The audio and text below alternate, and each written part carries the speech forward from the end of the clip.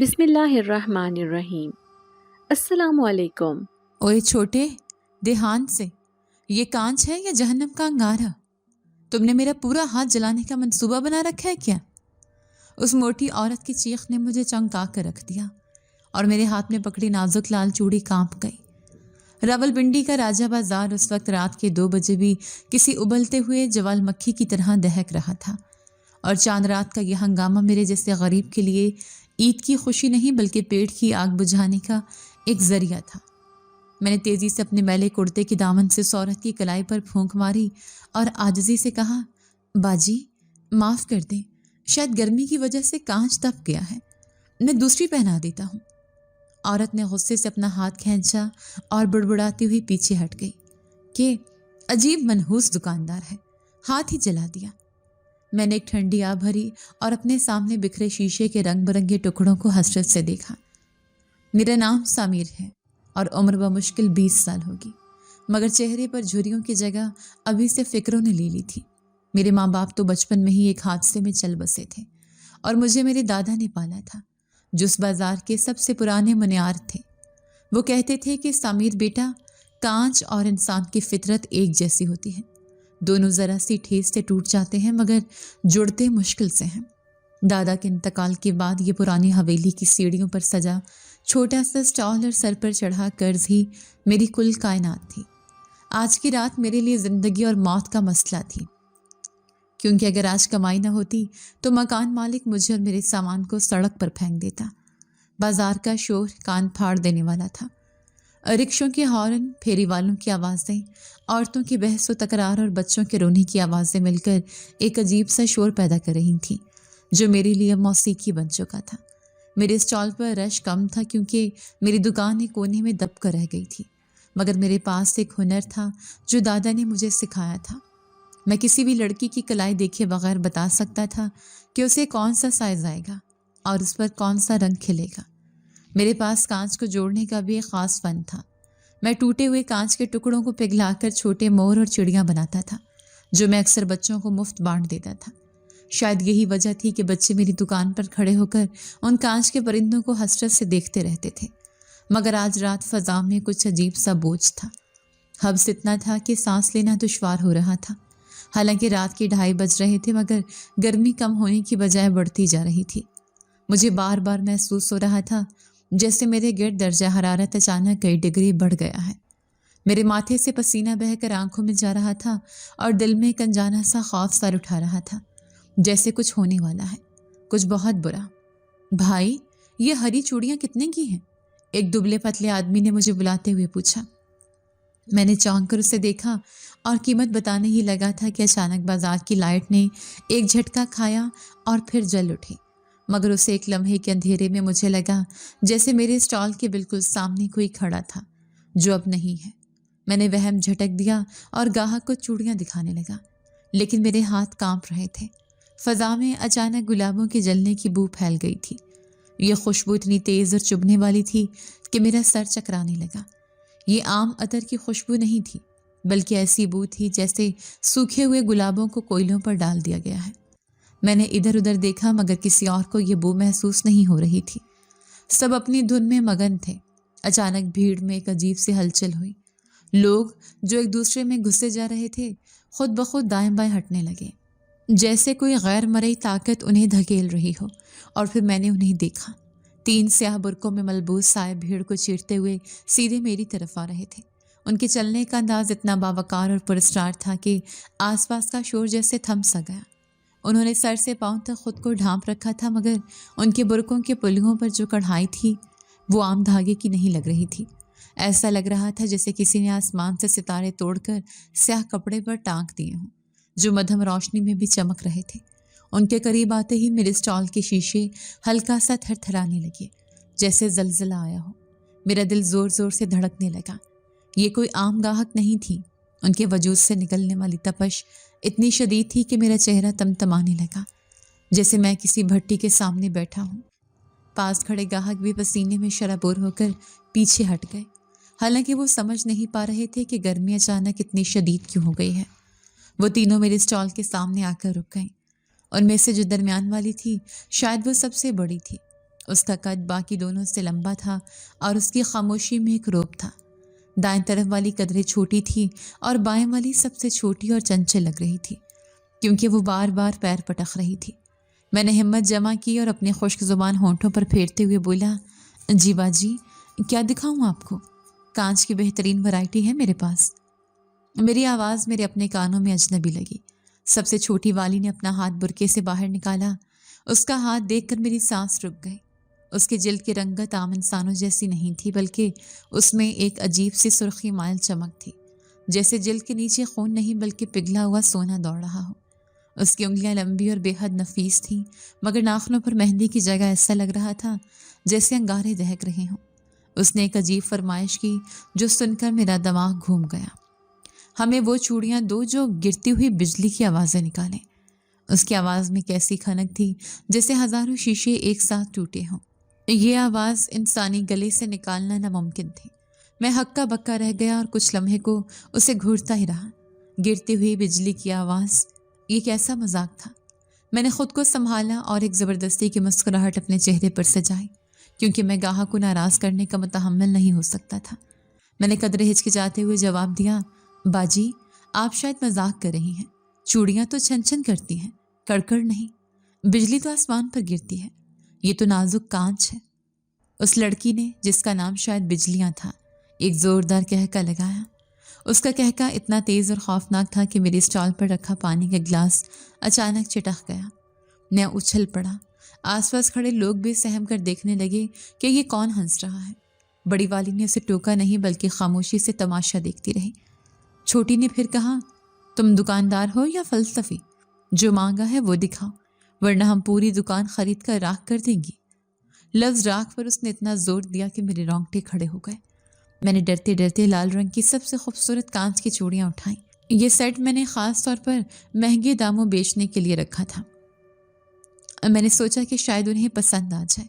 میں نے کہا، باجی، یہ دیکھیے، یہ بالکل نیا ڈیزائن ہے اور اس کی آواز بہت سریلی ہے۔ میں نے چوڑی کا سیٹ اس کی طرف بڑھایا۔ اس نے اپنا ہاتھ آگے کیا اور اشارہ کیا کہ میں اسے پہناؤں۔ میرا دل کہہ رہا تھا کہ اس ہاتھ کو چھونا موت کو دعوت دینے کے مترادف ہے۔ اس ہاتھ سے نکلنے والی تپش میرے چہرے کی کھال جلا رہی تھی۔ میرا انکار کی گنجائش نہیں تھی۔ میں نے کانپتے ہاتھوں سے اس کی کلائی تھامی۔ جیسے ہی میری انگلیوں نے اس کی جلد کو چھوا، مجھے لگا جیسے میں نے کسی گرم استری پر ہاتھ رکھ دیا ہو۔ میں نے بمشکل چیخ روکی۔ اس کی جلد انسانی جلد کی طرح نرم نہیں بلکہ سخت اور حد سے زیادہ گرم تھی۔ میں نے جلدی سے پہلی چوڑی اس کے گلائے میں ڈالنے کی کوشش کی اور پھر وہ ہوا جس کا میں تصور بھی نہیں کر سکتا تھا۔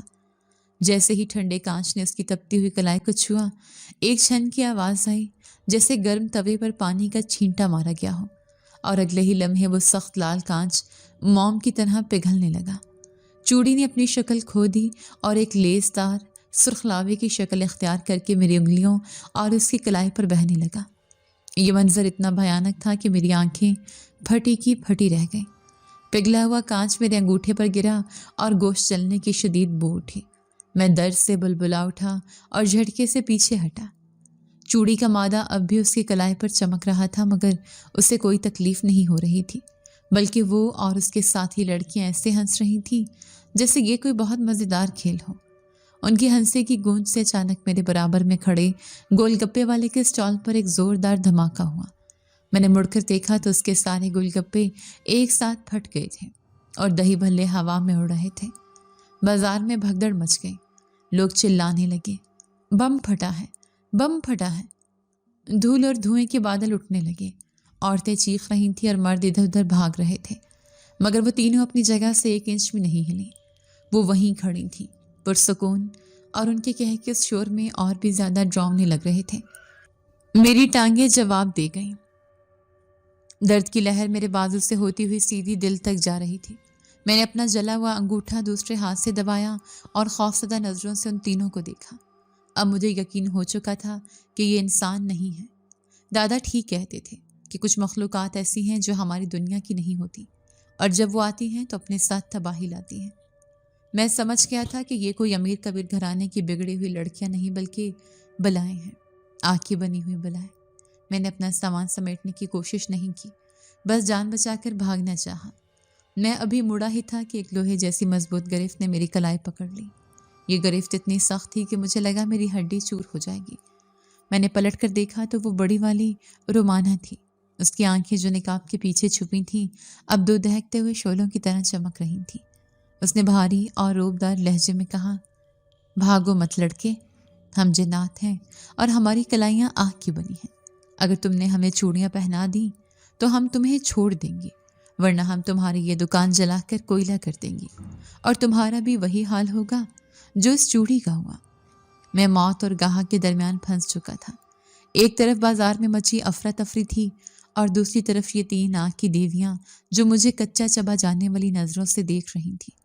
میرا انگوٹھا بری طرح جل چکا تھا اور دماغ کام کرنا چھوڑ گیا تھا، مگر پھر اچانک میرے ذہن کے کسی کونے میں دادا کی ایک بات گونجی۔ انہوں نے ایک بار کہا تھا کہ سامیر، آگ کتنی ہی طاقتور کیوں نہ ہو، اس کا علاج صرف مٹی ہے۔ مٹی آگ کو ٹھنڈا کر دیتی ہے۔ میری نظر فوراً ساتھ والی دکان پر پڑی جہاں ایک بوڑھا کمہار مٹی کے برتن بیچ رہا تھا اور بھگدڑ میں اپنی دکان چھوڑ کر بھاگ چکا تھا۔ وہاں گیلی مٹی کا ایک بڑا سا کنڈا رکھا تھا جس میں وہ شاید مٹی گوندھ رہا تھا۔ ایک امید کی کرن میرے دل میں جاگی، کیا مٹی واقعی ان کی آگ کو بجھا سکے گی یا یہ میرا آخری وقت تھا؟ چھوٹی والی بجلیاں نے پھر سے اپنا ہاتھ آگے کیا اور طنزیہ لہجے میں بولی، کیا ہوا کانچ والے، ڈر گئے؟ چلو اب جلدی کرو، ہمیں دیر ہو رہی ہے ورنہ میں تمہارے اس پورے بازار کو آگ لگا دوں گی۔ اس کی دھمکی میں سچائی تھی کیونکہ اس کے لہجے سے چنگاریاں نکل رہی تھیں۔ میں نے ایک فیصلہ کن سانس لی۔ میں یہاں مرنے نہیں آیا تھا، مجھے ابھی بہت کچھ کرنا تھا۔ میں نے تیزی سے جھک کر کمہار کی دکان سے مٹی کا ایک پیالہ اٹھایا اور اسے اپنی مٹھی میں پیس کر صفوف بنا لیا۔ میرے ہاتھ کانپ رہے تھے مگر میں نے وہ گیلی اور ٹھنڈی مٹی اپنی کانچ کی چوڑیوں پر ملنا شروع کر دی۔ لڑکیاں حیرت سے مجھے دیکھ رہی تھیں کہ میں یہ کیا پاگل پن کر رہا ہوں، مگر انہیں نہیں معلوم تھا کہ یہ میرا آخری داؤ تھا۔ میں نے آیت الکرسی کا ورد شروع کیا اور مٹی میں لتھڑی ہوئی وہ چوڑی اٹھا کر بجلیاں کی طرف بڑھایا۔ میرا دل زور زور سے دھڑک رہا تھا۔ اگر یہ ترکیب کام نہ کرتی تو اگلا نمبر میرے جسم کا تھا جو پگھلنے والا تھا۔ میں نے وہ چوڑی اس کی تپتی ہوئی کلائی کے قریب کی اور ایک جھٹکے سے اسے پہنانے کی کوشش کی۔ فضا میں ایک سناٹا چھا گیا، ہر چیز جیسے تھم گئی تھی، صرف میری سانسوں کی آواز اور ان کے وجود سے نکلنے والی شائیں شائیں سنائی دے رہی تھی۔ جیسے ہی وہ مٹی لگی چوڑی اس کی کلائی پر چڑھی، میں نے آنکھیں میچ لیں کہ ابھی دھماکہ ہوگا یا میرا ہاتھ جل کر راکھ ہو جائے گا، مگر دھماکے کی جگہ ایک زوردار چھنک کی آواز آئی۔ یہ آواز ویسی ہی تھی جیسے تپتے ہوئے توے پر گیلا آٹا ڈالا جائے۔ ایک ہلکی سی بھاپ اٹھی اور میرے نتنوں میں گیلی مٹی کے پکنے کی سوندھی خوشبو پھیل گئی۔ میں نے ڈرتے ڈرتے آنکھیں کھولیں تو منظر حیران کن تھا۔ وہ کان جو پہلے پگھل کر لاوا بن رہا تھا اب مٹی کی ٹھنڈی گرفت میں آ کر اپنی شکل برقرار رکھے ہوئے تھا۔ مٹی نے آگ کی ساری تپش اپنے اندر جذب کر لی تھی اور گرمی سے پک کر سخت ہو گئی تھی۔ چوڑی ٹوٹی نہیں تھی بلکہ بجلیاں کی کلائی میں کسی پتھر کے کنگن کی طرح مضبوطی سے جم گئی تھی۔ بجلیاں نے حیرت سے اپنی کلائی کو دیکھا اور پھر اسے ہلا کر دیکھا۔ چوڑی کی کھنک اب ویسی کانچ والی نہیں تھی بلکہ اس میں ایک بھاری پن تھا۔ اس نے بے یقینی سے اپنے بہنوں کی طرف دیکھا اور چلائی، ارے دیکھو، یہ تو نہیں ٹوٹی، یہ انسان تو جادوگر نکلا۔ میری جان میں جان آئی اور میں نے ایک لمبا سانس لیا جو سینے میں کہیں اٹکا ہوا تھا۔ میرا انگوٹھا ابھی بھی جلن کر رہا تھا مگر سر سے موت کا سایہ ٹل چکا تھا۔ بڑی شہزادی رومانہ نے جو اب تک غصے میں تھی اپنی چھوٹی بہن کا ہاتھ پکڑ کر غور سے دیکھا۔ اس کی آنکھوں میں بھی حیرت کے سائے لہرا رہے تھے۔ اس نے میری طرف دیکھا اور پہلی بار اس کے لہجے میں غصے کی جگہ ستائش تھی۔ تم نے اپنے دادا کا نسخہ خوب آزمایا انسان، واقعی مٹی آگ کو قابو کر لیتی ہے۔ چلو اب کھڑے کیا ہو، ہمیں اور بھی بہت سی چوڑیاں چاہیے، جلدی کرو، ہمارے پاس وقت کم ہے۔ اس کے حکم میں وہی پرانی رونق تھی۔ میں نے جلدی جلدی کمہار کے برتن سے مزید مٹی نکالی اور اپنے پاس کھڑی ساری خوبصورت چوڑیوں پر لیپ کرنا شروع کر دیا۔ اب میرا ڈر ختم ہو چکا تھا اور دکانداری والا دماغ جاگ اٹھا تھا۔ میں نے سوچا کہ اگر یہ جنات ہیں تو مال بھی اچھا خاصا دے کر جائیں گے۔ میں نے تیزی سے درجنوں چوڑیاں تیار کی اور ان تینوں بہنوں کی کلائیوں میں چڑھانا شروع کر دیں۔ وہ بچوں کی طرح خوش تھیں، ہر رنگ اور ہر ڈیزائن کی چوڑی پہن کر وہ اپنی کلائیاں فضا میں لہراتی اور ان سے نکلنے والی آوازوں پر تالیاں بجاتی۔ ان کی کلائیاں اب کوہنیوں تک بھر چکی تھیں اور مٹی کی وجہ سے ان کے بازو کافی بھاری لگ رہے تھے۔ مگر وہ اس نئے بوجھ سے لطف اندوز ہو رہی تھی۔ تقریباً آدھا گھنٹہ گزر گیا۔ میرے پاس موجود آدھی سے زیادہ چوڑیاں اب ان کی کلائیوں میں تھیں۔ بازار کا رش اب پاگل پن کی حدوں کو چھو رہا تھا۔ لوگ عید کی خریداری میں ایک دوسروں کو کچلنے پر تلے ہوئے تھے۔ رومانہ نے اچانک آسمان کی طرف دیکھا جہاں چاند بادلوں کے پیچھے چھپ رہا تھا۔ اس نے گھبرا کر کہا، شمع، بجلیاں، بس کرو، صبح ہونے والی ہے اور ہمیں فجر سے پہلے کوہ کاف واپس پہنچنا ہے، ورنہ ابا حضور کو پتہ چل جائے گا کہ ہم زمین پر آئے تھیں۔ چلو یہاں سے نکلیں۔ بجلیاں نے منہ بسورتے ہوئے آخری چوڑی پہنی اور بولی، ابھی تو اور بھی پہننی تھی، لیکن خیر چلو چلتے ہیں۔ تینوں نے جانے کے لیے مڑنے کی کوشش کی اور یہیں سے کہانی میں ایک نیا اور خوفناک موڑ آیا۔ جیسے انہوں نے قدم اٹھانے کی کوشش کی، ان کے چہروں پر ہوائیں اڑنے لگیں۔ وہ اپنی جگہ سے ہل بھی نہیں پا رہی تھی۔ ایسا لگ رہا تھا جیسے ان کے پاؤں زمین کے ساتھ ویلڈ ہو گئے ہیں یا کسی نے ہزاروں ٹن وزنی زنجیروں سے انہیں باندھ دیا ہے۔ یہ کیا مصیبت ہے؟ بجلیاں چیخ اٹھیں اور اس نے زور لگا کر اپنا دایاں پاؤں اٹھانے کی کوشش کی، مگر وہ انچ بھی نہ ہل سکی۔ اس کی چیخ میں اتنا درد اور خوف تھا کہ میں بھی گھبرا گیا۔ شمع بھی زور لگا رہی تھی مگر اس کا حال بھی وہی تھا۔ رومانہ جو سب سے زیادہ سمجھدار تھی، اس کے ماتھے پر پسینے کی بوندیں چمکنے لگی، حالانکہ وہ آگ کی بنی تھی۔ اس نے غصے اور خوف ملی نظروں سے میری طرف دیکھا اور گرجی، اوئے دھوکے باز انسان، تم نے یہ کیا کیا ہے؟ تم نے ہمیں کون سی زنجیروں میں جکڑ دیا ہے؟ ہم اڑ کیوں نہیں پا رہی؟ ہم ہل کیوں نہیں پا رہی؟ میرے پیر من بھر کے ہو گئے ہیں۔ میں نے بکھلا کر کہا، باجی میں نے تو کچھ نہیں کیا، میں نے تو بس آپ کے کہنے پر چوڑیاں پہنائی ہیں۔ مجھے کیا پتا کہ آپ کے پیروں کو کیا ہو گیا ہے؟ مجھے واقعی سمجھ نہیں آ رہا تھا کہ یہ کیا ماجرا ہے۔ کوہ کاف کی شہزادیاں جو پلک جھپکنے میں دنیا کے ایک کونے سے دوسرے کونے تک جا سکتی تھیں، اب میرے ٹوٹے ہوئے اسٹال کے سامنے بے بسی کی تصویر بنی کھڑی تھی۔ تبھی مجھے اپنے دادا کی ایک اور بات یاد آئی جو انہوں نے جنات کی فطرت کے بارے میں بتائی تھی۔ انسان مٹی سے بنا ہے اور جن آگ سے۔ آگ لطیف اور ہلکی ہوتی ہے اس لیے اوپر اٹھتی ہے اور جنات اٹھ سکتے ہیں، لیکن مٹی بھاری اور کثیف ہوتی ہے اس لیے وہ زمین پر رہتی ہے۔ میں نے ان کی کلائیوں میں ڈھیروں مٹی بھری چوڑیاں پہنا دی تھیں۔ راجہ بازار کی یام سے چکنی مٹی ان کی ناری وجود کے لیے کسی لنگر کا کام کر رہی تھی۔ مٹی نے ان کو آگ کو دبا دیا تھا اور ان کے ہلکے پن کی خاصیت ختم کر دی تھی۔ اب وہ اڑنا تو دور کی بات، زمین پر چلنے کے بھی قابل نہیں رہی تھی۔ میں نے اپنا ماتھا پیٹ لیا، یا اللہ یہ کیا ہو گیا؟ میں نے انہیں بچانے کے لیے مٹی لگائی تھی مگر وہی مٹی اب ان کے لیے قید خانہ بن گئی تھی۔ میں نے ڈرتے ڈرتے وضاحت کی، باجی غلطی ہو گئی، دراصل آپ لوگ آگ ہیں اور یہ چوڑیاں مٹی ہیں۔ مٹی نے آپ کو زمین کے ساتھ باندھ دیا ہے، اب جب تک یہ مٹی نہیں ہٹے گی آپ ہل نہیں سکتی۔ میری بات سن کر بجلیاں رونے لگی اور اس کے آنسو زمین پر گرتے ہی بھاپ بن کر اڑنے لگے۔ ہائے، میں یہاں نہیں رہنا چاہتی، مجھے میرے گھر جانا ہے۔ یہ گندے انسان مجھے دھکے دے رہے ہیں۔ واقعی صورتحال بگڑتی جا رہی تھی۔ بازار کا ہجوم ایک طوفان کی طرح بڑھ رہا تھا۔ لوگ خریداری کے جنون میں اندھے ہو رہے تھے۔ پیچھے سے آنے والے ریلے نے آگے والے کو دھکا دیا اور کئی لوگ لڑکھڑا کر شہزادیوں کے قریب آ گئے۔ ایک ہٹے کٹے آدمی کا کندھا رومانہ سے ٹکرایا۔ آدمی نے فوراً اپنا کندھا پکڑ لیا اور چلایا، اوئے یہ عورت ہے یا تندور؟ جلا دیا ظالم نے۔ اس کے چلانے سے لوگوں کی توجہ ہماری طرف ہونے لگی۔ اگر لوگوں کو پتہ چل جاتا کہ یہ لڑکیاں نہیں بلکہ جنات ہیں تو یہاں قیامت ٹوٹ پڑتی۔ کوئی انہیں پیڑنی سمجھ کر تعویذ مانگتا تو کوئی انہیں چڑیل سمجھ کر پتھر مارتا، اور اگر انہوں نے غصے میں آ کر اپنی اصلیت دکھا دی تو پورا راجہ بازار خاک کا ڈھیر بن جاتا۔ میرے پاس سوچنے کا وقت نہیں تھا، مجھے انہی لوگوں کی نظروں اور دھکوں سے بچانا تھا۔ میں نے جلدی سے اپنے اسٹال کے نیچے لگی لکڑی کی پھٹیاں ہٹائیں۔ میرے اسٹال کے نیچے تھوڑی سی خالی جگہ تھی جہاں میں نے فالتو گتے کے ڈبے اور کوڑے کرکٹ رکھا ہوا تھا۔ میں نے ان سے کہا، باجی میری بات غور سے سنیں، اگر آپ یہاں کھڑی رہیں تو لوگ آپ کو کچل دیں گے یا پھر آپ کے ہاتھوں کو مارا جائے گا۔ خدا کے لیے فی الحال میرے اسٹال کے نیچے چھپ جائیں، میں کچھ کرتا ہوں۔ اسٹال کے نیچے؟ شمع نے حقارت سے اس تنگ اور گندی جگہ کو دیکھا۔ ہم کوہ کاف کی شہزادیاں اس کچرے میں بیٹھیں گی؟ ہرگز نہیں، ہم یہی کھڑی رہیں گی۔ لیکن اسی لمحے بھیڑ کا ایک اور زوردار ریلا آیا۔ اس بار بجلیاں دھکے سے گرتے گرتے بچی۔ اس کا توازن بگڑا اور میرے کاؤنٹر کا سہارا لے کر سنبھلی۔ काउंटर की लकड़ी जहाँ उसने हाथ रखा था फ़ौरन काली होकर सुलगने लगी। रोमाना ने हालात की नज़ाकत को समझ लिया।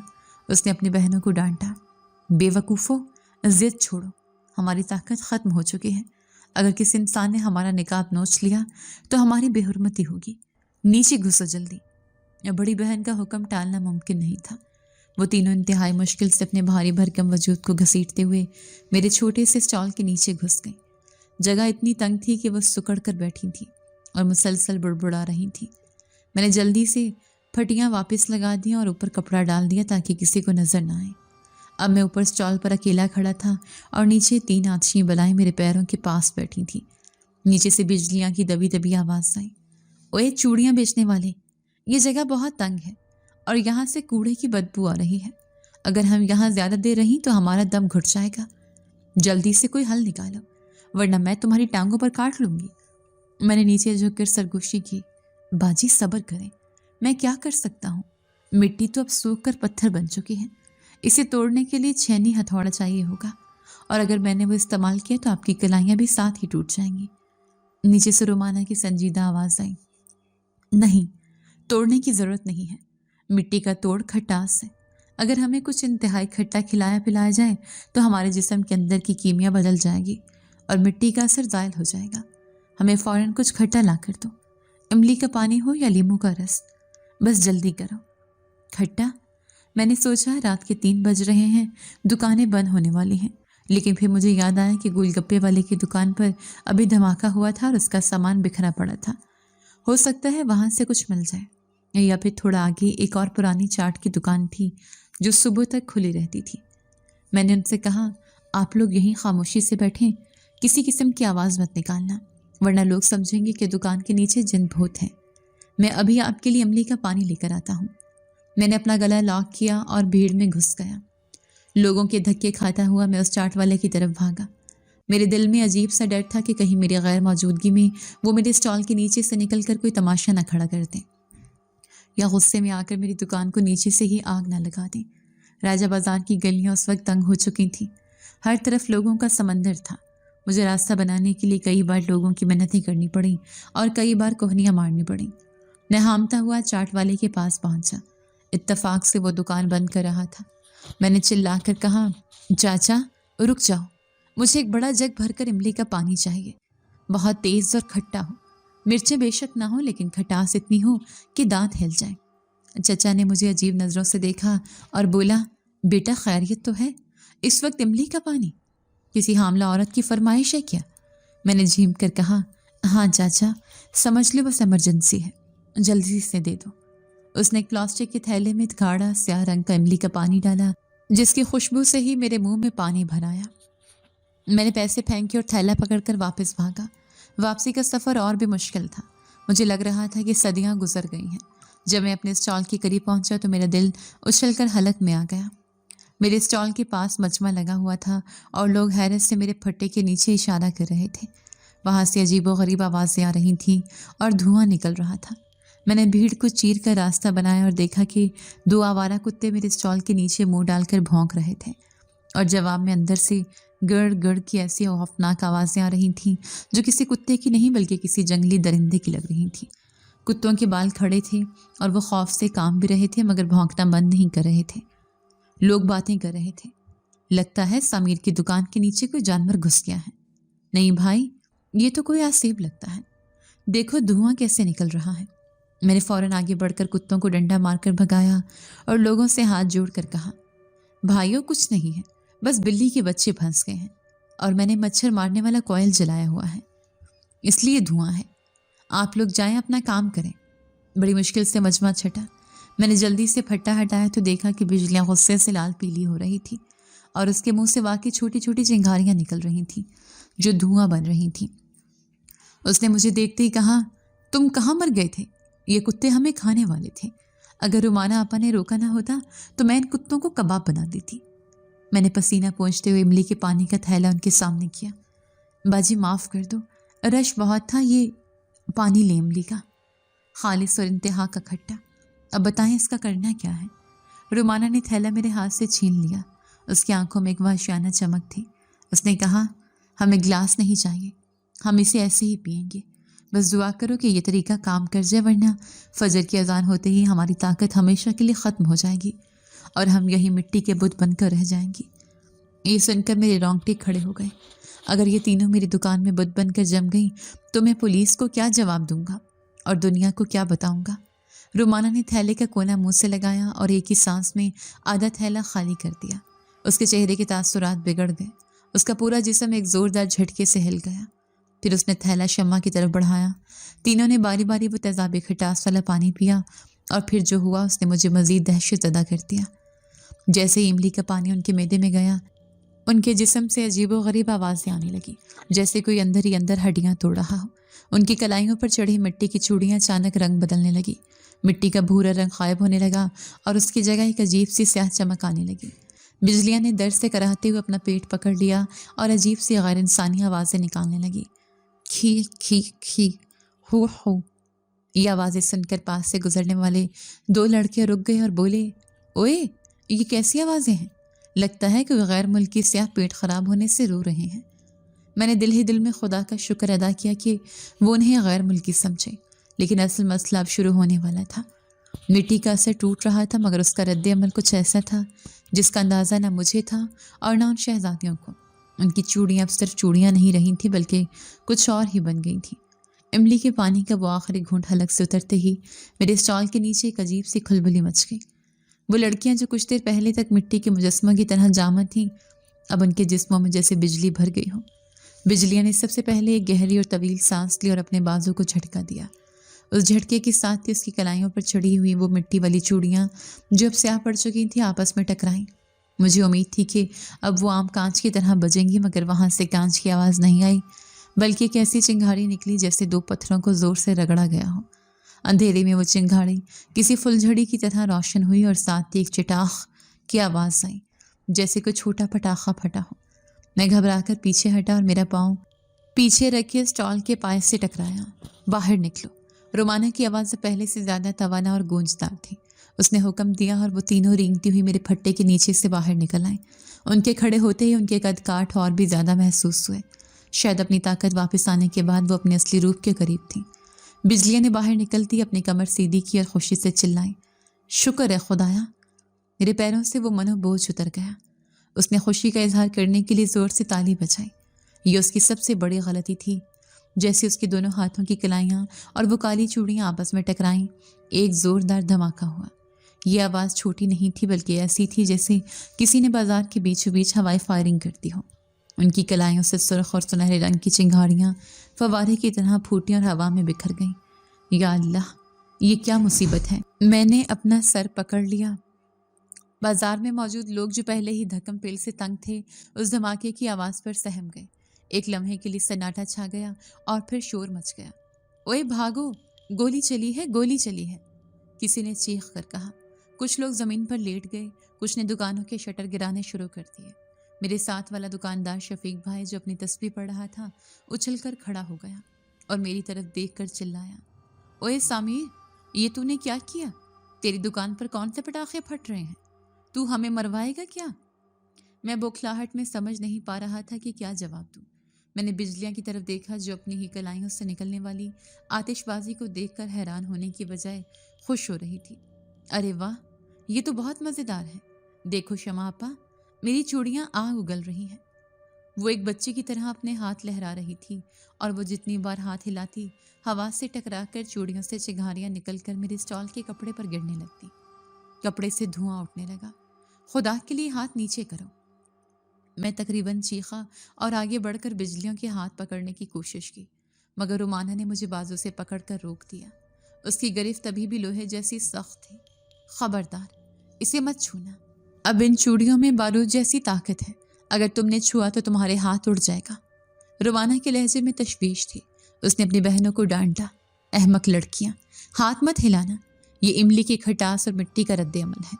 हमारी आग मिट्टी के साथ मिलकर बारूद बन गई है। अगर हम ज्यादा हिली तो यहाँ सब कुछ तबाह हो जाएगा। लेकिन बिजलियां कहाँ सुनने वाली थी। उसे तो एक नया खेल मिल गया था। उसने जानबूझकर अपनी कलाई को मेरे काउंटर पर मारा। एक और धमाका हुआ और रंग बिरंगी रोशनियां बाजार की छत तक गईं। लोग अब मेरी दुकान की तरफ इशारे कर रहे थे। वो देखो, वो लड़का आतिशबाजी चला रहा है। पकड़ो उसे, पुलिस को बुलाओ। मजमा गुस्से में हमारी तरफ बढ़ने लगा। मेरा दिल हलक में आ गया। अगर ये लोग करीब आ गए और उन्होंने उन लड़कियों के निकाह उलटने की कोशिश की या उनसे बदतमीजी की तो ये चूड़ियाँ तो बाद में फटेंगी। ये जिनजादियाँ पहले उस पूरे मजमे को भस्म कर देंगी। शफीक भाई डंडा लेकर मेरी तरफ लपके।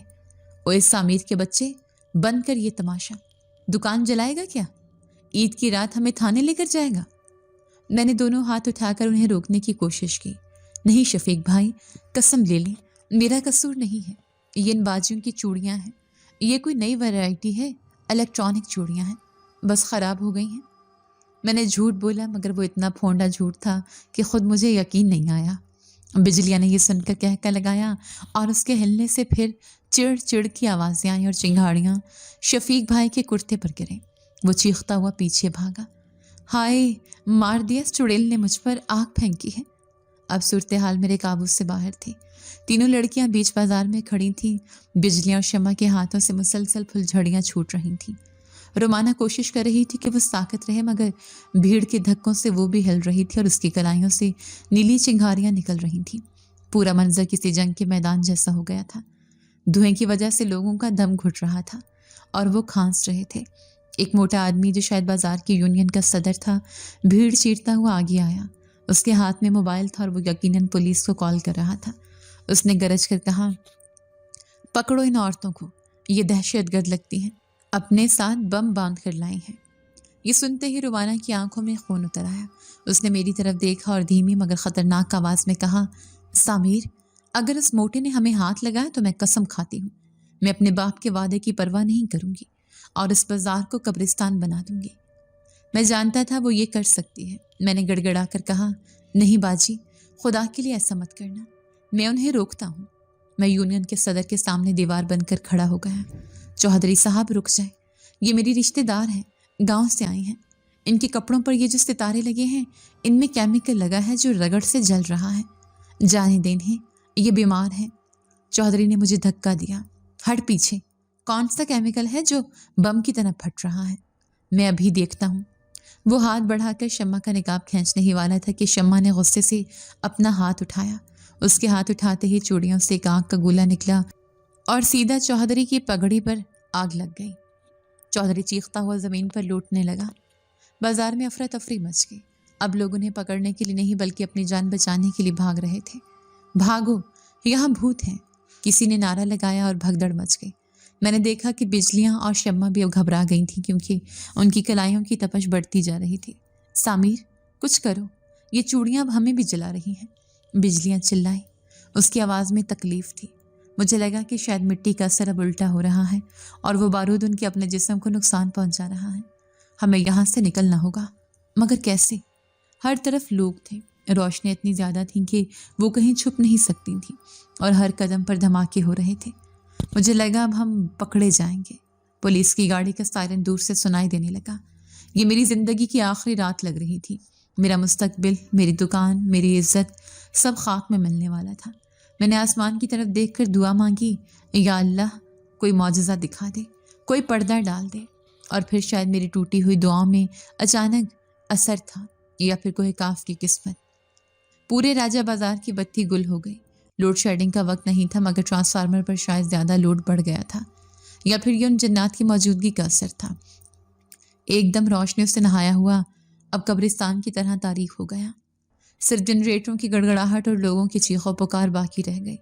उस अंधेरे में सिर्फ एक चीज़ रोशन थी, उन तीनों शहजादियों की कलाइयाँ जो अंधेरे में रेडियम की तरह दहक रही थीं और उनसे निकलने वाली चिंगारियाँ किसी खौफनाक ख्वाब का मंजर पेश कर रही थीं। रुमाना ने फ़ौरन मेरा बाजू थामा। उसका हाथ अब पहले से भी ज़्यादा गर्म था। सामिर, यही मौका है, रास्ता दिखाओ, हमें उस अंधेरे में यहाँ से निकालो, वरना रोशनी आते ही यहाँ लाशें गिरेंगी। मैंने अंधेरे में उसका हाथ मजबूती से पकड़ा। मेरे पास उन्हें ले जाने के लिए सिर्फ एक ही रास्ता था, वो पुरानी हवेली का खुफिया जीना जो मेरे स्टॉल के बिल्कुल पीछे था और जो सीधा छत की तरफ जाता था। मैंने कहा, मेरे पीछे आए, आवाज़ मत निकालना और हाथ मत हिलाना। अंधेरे ने हमें अपनी चादर में लपेट लिया था, मगर मेरे पीछे चलने वाली वो तीनों बलाएं किसी चलते फिरते लाइट हाउस से कम नहीं थी। पुरानी हवेली का वो खुफिया जीना इतना तंग था कि एक वक्त में सिर्फ एक ही शख्स गुजर सकता था اور सीढ़ियों पर सालों के गिर्द और जाले जमे हुए थे।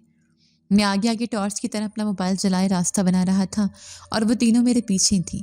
उनकी कलाइयों से निकलने वाली नीली और सुर्ख चिंगारियां उस बंद और घुटन ज़दा रास्ते में किसी पुरानी ड्रॉनी फिल्म का मंजर पेश कर रही थी। बिजलियां के मुंह से मुसलसल शिकायतें निकल रही थी। हाय मेरा बुर्का फंस गया। ओ इंसान, ये कैसी जगह है? यहाँ तो सांस भी नहीं आ रही। अगर मेरे कपड़े गंदे हुए तो मैं तुम्हारी हड्डियां तोड़ दूंगी। मैंने मुड़कर अपनी उंगली होंठों पर रखी और सरगोशी की। खुदा के लिए खामोश रहे बाजी। नीचे दीवार की दूसरी तरफ पुलिस खड़ी है। अगर उन्हें ज़रा सी भी भिनक पड़ गई कि हम यहाँ छुपे हैं तो वो आंसू गैस फेंक देंगे और फिर ना आपका जादू चलेगा ना मेरी आजिज़ी। हम हामते कामते छत पर पहुंचे। हवेली की छत खुली और हवादार थी। रात की खुनक हवा ने चेहरों से टकराते ही थोड़ा सुकून बख्शा। नीचे बाजार का शोर अब भी आ रहा था, मगर यहाँ ऊपर एक अजीब सा सन्नाटा था। लोड शेडिंग की वजह से पूरा रावलपिंडी अंधेरे में डूबा हुआ था। सिर्फ गाड़ियों की हेडलाइट्स और कुछ जनरेटर्स की रोशनियां दूर टिमटिमा रही थीं। छत पर पहुंचते उनकी कलाइयों में होने वाला वो खौफनाक कीमियाई अमल कुछ धीमा पड़ गया। शायद खुली हवा या फिर इमली के पानी का असर अब मुकम्मल तौर पर उनके वजूद में रच बस गया था। वो चूड़ियाँ जो कुछ देर पहले तक बम की तरह फट रही थीं, अब एक धीमी और पुरसुकून नीली रोशनी में तब्दील हो चुकी थीं। वो तीनों हाँफ रही थी, मगर उनके चेहरों पर एक फातिहाना मुस्कुराहट थी। रोमाना ने गहरा सांस लिया और आसमान की तरफ देखा, जहाँ सुबह का तारा नमदार हो रहा था। उसने संजीदगी से कहा, हमारा वक्त ख़त्म हो रहा है सामिर। फजर की अजान से पहले हमें बादलों के उस पार होना है, वरना सूरज की पहली किरण हमें जलाकर खाक कर देगी। बिजलियाँ ने खुशी से छलांग लगाई और हैरत अंगेज तौर पर इस बार वो हवा में तैरने लगी। उसके पैर ज़मीन से ऊपर उठ गए। देखो आपा, मैं फिर से हल्की हो गई हूँ। वो मिट्टी का बोझ उतर गया। वो हवा में कलाबाजियाँ खाने लगी। शमा भी मुस्कुराई और हवा में मौलक हो गई। मेरे लिए ये मंजर इतना सहर अंगेज था कि मैं अपनी सारी तकलीफ भूल गया। वो जन्नात थी, आग की मखलूक, और अब वो अपने घर जाने के लिए तैयार थी। रोमाना जाने के लिए मुड़ी, मगर फिर रुक गई। वो हवा में तैरती हुई मेरे करीब आई। उसका कद अब मुझसे कई फुट ऊंचा लग रहा था और उसकी आंखों में एक अजीब सा वकार था। उसने कहा, ऐ इंसान, तुमने आज वो काम किया जो कोई अपनी जान पर खेल कर भी नहीं करता। तुमने हमें बचाया, हमारी इज्जत रखी। हमको काफ की शहजादियाँ किसी का एहसान नहीं रखती। बोलो क्या चाहिए, दौलत, महल या दुनिया की बादशाहत? मांगो जो मांगना है। मेरा दिल जोर से धड़का। ये वो लम्हा था जिसका ख्वाब हर गरीब देखता है। मैं मांग सकता था कि मेरा सारा कर्ज उतर जाए, मेरे पास भी गाड़ी बंगला हो। मैंने लालच में अपना मैला कुचैला दामन फैलाया और लड़ती हुई आवाज़ में कहा, बाजी, मैं एक गरीब मजदूर हूँ। मुझे बस इतना दे दें कि मैं सर उठाकर जी सकूँ। मेरे जहन में हीरों और जवाहरात की बारिश का तस्वुर था। रुमाना मुस्कुराई, एक ऐसी मुस्कुराहट जो एक वक्त शफकत और इसरार से भरपूर थी। उसने कहा, दौलत तो आनी जानी शय है सामिर। मैं तुम्हें वो दूंगी जो तुम्हारे हुनर को अमर कर दे। ये कहकर उसने अपनी कलाई से एक चूड़ी उतारी। नहीं, वो चूड़ी नहीं थी, बल्कि उसकी कलाई की आग का एक टुकड़ा था। उसने अपने दूसरे हाथ से उस दहकते हुए नीले शोले को पकड़ा और मेरे फैले हुए दामन में डाल दिया। मैं चीख निकलते निकलते रह गई। मुझे लगा मेरा दामन और जिस्म अभी जल जाएगा, मगर हैरत, वो शोला मेरे कपड़े पर किसी ठंडे फूल की तरह रखा हुआ था। वो रोशन था, मगर उसमें जलाने वाली तपश नहीं थी, बल्कि एक अजीब सी सुकून बख्श हरारत थी। ये अब्दी अलाव है। रोमाना की आवाज़ गूंजी, ये कोई काफ की मुकद्दस साख का एक हिस्सा है। इसे अपनी भट्टी में डाल देना। तुम्हें जिंदगी भर कांच पिघलाने के लिए लकड़ी, कोयले या गैस की ज़रूरत नहीं पड़ेगी। और याद रखना, इस आग में पिघला हुआ कांच कभी आम कांच नहीं रहेगा। ये हमारा तोहफा है। ये कहकर वो तेज़ी से ऊपर उठी। तीनों बहनें सितारों की तरह चमकती हुई आसमान के वसतों में गुम हो गईं। उसी लम्हे फजर की अजान गूंजी और राजा बाजार की लाइट हाउस वापस आ गई। नीचे शोर दोबारा शुरू हो गया, मगर मैं छत पर अकेला खड़ा अपने दामन में रखे उस नीले शोले को देख रहा था, जो अब भी पूरी आबोताब से रोशन था। मैंने उसे एहतियात से अपनी कमीज़ में छुपाया और चोरों की तरह हवेली की पिछली दीवार फांद कर गलियों में गायब हो गया। मेरा दिल गवाही दे रहा था कि मेरी जिंदगी पहले जैसी नहीं रहेगी। घर पहुंचकर मैंने सांस लिया। मेरा घर क्या था, बस एक छोटा सा कमरा और उससे मुल्हिक एक टीन की छत वाला बरामदा, जहां मेरी कांच पिघलाने वाली पुरानी भट्टी रखी थी। मैं सीधा भट्टी के पास गया। उसमें कुछ बची कुची लकड़ियाँ और राख पड़ी थी। मैंने बिस्मिल्लाह पढ़कर वो नीला शोला भट्टी के दहाने में ढाल दिया। जैसे वो शोला अंदर गया, एक जोरदार भुभक की आवाज़ आई और पूरी भट्टी अंदर से रोशन हो गई। مگر یہ روشنی سرخ یا پیلی نہیں تھی بلکہ گہری نیلی اور بنفشی تھی۔ بھٹی کے اندر کا درجہ حرارت پلک جھپکتے میں اتنا بڑھ گیا کہ لوہے کی دیواریں بھی چمکنے لگی۔ میں نے آزمانے کے لیے میز پر پڑا ایک کانچ کا ٹکڑا اٹھایا۔ یہ وہی کانچ کا گلاس تھا جس میں تھوڑی دیر پہلے دکان پر افراتفری کے دوران بجلیہ نے اپنا عکس دیکھا تھا، اور شاید اس کا لعاب یا پسینہ اس پر گر گیا تھا جو میں غلطی سے اپنی جیب میں ڈال لایا تھا۔ میں نے وہ گلاس پگھلانے والے چمٹے سے پکڑا اور بھٹی کے اندر کیا، اور پھر میں نے جادو دیکھا۔ کانچ پگھلا نہیں بلکہ اس نے رقص کرنا شروع کر دیا۔ وہ مایا بنا مگر پانی کی طرح بہا نہیں بلکہ پارے کی طرح ایک جگہ اکٹھا ہو کر لرزنے لگا۔ میں نے اسے باہر نکالا اور اپنی پھونکنی سے اسے شکل دینے کی کوشش کی۔ میرا ارادہ ایک چھوٹی سی گڑیا بنانے کا تھا، بالکل ویسی جیسی وہ چھوٹی جن دادیاں بجلیاں تھیں جس نے مجھے ساری رات نچایا تھا۔ میرے ہاتھ خود بخود چل رہے تھے، کانچ میرے اشاروں پر ناچ رہا تھا۔ میں نے اس کے ہاتھ بنائے، اس کی لمبی فراک بنائی اور آخر میں اس کا چھوٹا سا سر اور چہرہ بنایا۔ جیسے میں نے آخری پھونک ماری اور اسے ٹھنڈا ہونے کے لیے میز پر رکھا، عید کی صبح کا سورج میرے کمرے کی کھڑکی سے اندر جھانکا۔ میں تھکن سے چور تھا، سوچا کہ تھوڑی دیر آنکھ لگا لوں۔ میں بھی کرسی پر سر ٹکا کر بیٹھا ہی تھا کہ میز پر سے ایک آواز آئی، کھٹ کھٹ۔ میں چونک کر اٹھا، شاید چوہا ہوگا، میں نے سوچا، مگر پھر ایک باریک اور جانی پہچانی آواز نے میرے ہوش اڑا دیے۔ اوے سامیر، یہ کیسا منحوس لباس پہنا دیا مجھے؟ اس فراک کا گھیر تو دیکھو کتنا کم ہے۔ میں اچھل کر میز کے پاس گیا، میری آنکھیں یقین نہیں کر پا رہی تھیں۔ وہ چھوٹی سی 6 انچ کی کانچ کی گڑیا جو میں نے ابھی بنائی تھی میز پر کھڑی تھی۔ اس نے اپنے شیشے کے ہاتھوں سے اپنے شیشے کی کمر پکڑ رکھی تھی اور گردن اکڑا کر مجھے گھور رہی تھی۔ اس کا چہرہ بالکل بجلیاں جیسا تھا، وہی تیور، وہی غصہ اور وہی چنچل پن۔ میں نے لکنت زدہ زبان سے کہا، تم زندہ ہو؟ گڑیا نے حقارت سے مجھے دیکھا اور میز پر ٹہلنے لگی۔ اس کے چلنے سے کانچ کے ٹکرانے کی سریلی آواز آ رہی تھی۔ زندہ نہیں تو کیا تمہارے دادا کی روح ہوں؟ ارے بے وقوف انسان، جب میں نے اس گلاس میں دیکھا تھا تو میرا عکس اس میں قید ہو گیا تھا، اور تمہاری اس جادوئی بھٹی نے اس عکس کو جسم دے دیا۔ اب میں واپس تو نہیں جا سکتی کیونکہ میرا اصلی جسم تو کوہ کاف میں ہے، لیکن میرا سایہ اب اس کانچ میں قید ہے۔ چلو اب باتیں بند کرو، مجھے بھوک لگی ہے، املی کا پانی لاؤ، جلدی کرو ورنہ میں تمہاری یہ میز توڑ دوں گی۔ سامیر کے ہوش اڑ گئے۔ وہ رات بھر جس مصیبت سے جان چھڑا کر بھاگا تھا، اب وہ مصیبت مستقل اس کے گھر میں براجمان تھی۔ اب سامیر کی زندگی بدل چکی ہے۔ وہ امیر تو نہیں ہوا، اس کے پاس کوئی محل نہیں ہے، وہ اب بھی راجہ بازار کی اسی سیڑھی پر بیٹھتا ہے، مگر اب وہ چوڑیاں نہیں بیچتا۔ اب اس کی دکان پر دنیا بھر سے لوگ آتے ہیں۔ وہ زندہ کانچ کے کھلونے بیچتا ہے۔ وہ بھٹی میں کانچ کا پرندہ بناتا ہے تو وہ اڑنے لگتا ہے، وہ مور بناتا ہے تو وہ ناچنے لگتا ہے۔ لوگ حیران ہوتے ہیں کہ یہ کیسی کاریگری ہے۔ انہیں لگتا ہے کہ سامیر نے کوئی جدید ٹیکنالوجی ایجاد کر لی ہے، مگر کوئی نہیں جانتا کہ جب سامیر رات کو دکان بند کر کے گھر جاتا ہے تو وہاں ایک چھوٹی سی شیشے کی جنزادی اس کا انتظار کر رہی ہوتی ہے۔ وہ سارا دن اس کی بنائی ہوئی چیزوں میں کیڑے نکالتی ہے۔ کبھی کہتی ہے کہ اس گھوڑے کی ٹانگ چھوٹی ہے، اسے ٹھیک کرو، تو کبھی کہتی ہے کہ مجھے کوہ کاف کی یاد آ رہی ہے، کوئی کہانی سنا۔ سامیر اب اکیلا نہیں ہے، اس کی تنہائی ختم ہو چکی ہے۔ اس کے پاس ایک دوست ہے، ایک استاد ہے اور ایک چھوٹی سی آفت ہے۔ وہ اکثر سوچتا ہے کہ اس رات اس نے دولت نہیں مانگی تھی، اس نے زندگی مانگی تھی، اور قدرت نے اسے ایک ایسی زندگی دے دی جو کانچ کی طرح نازک بھی ہے اور آگ کی طرح گرم بھی۔ راجہ بازار کے لوگ کہتے ہیں کہ سامیر کی دکان کے پرندوں میں جان ہے، اور سامیر مسکرا کر کہتا ہے، ہاں، کیونکہ ان میں محبت اور مٹی کی تاثیر ہے۔ اور گھر جا کر وہ اپنے اس ننھی سی دوست کے لیے املی کا پانی بناتا ہے، اور اس کی ڈانٹ سن کر اسے لگتا ہے کہ شاید یہی وہ عید تھی جس کا اسے سالوں سے انتظار تھا۔